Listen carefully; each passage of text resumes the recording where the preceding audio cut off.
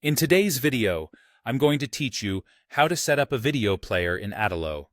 By the end, you'll have a YouTube player embedded in your app and wired to your own data, ready to play the right video at the right time.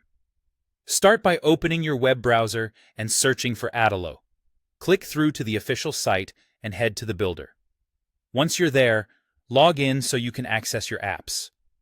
After you're signed in and inside your project, make sure you're on the screen where you want the video to appear. It could be a detail screen, a list item screen, or any layout where your users should watch a video.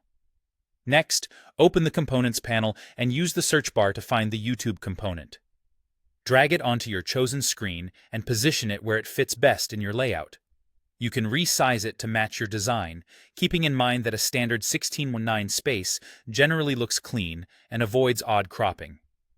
With the component selected, look over to the settings on the right and find the field labeled Video URL.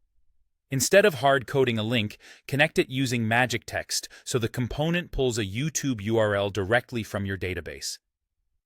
Choose the relevant record, then select the property that stores your video link. This keeps your app dynamic. When the record changes, the video player updates automatically. Be sure the value in that property is a valid YouTube URL, such as a full youtube.com link or a youtube.bshare link. If you're not seeing a video, double-check that the link is complete and that there are no extra spaces. You can fine-tune the viewing experience with a couple of helpful options. If you want the video to start automatically, enable autoplay. Just remember that some devices and browsers restrict autoplay, especially with sound, so users might still need to tap play in certain situations. If you'd like the play button to do more than just start the video, set a click action. For example, you can log analytics, navigate to another screen, or open an external link when the user interacts with the player.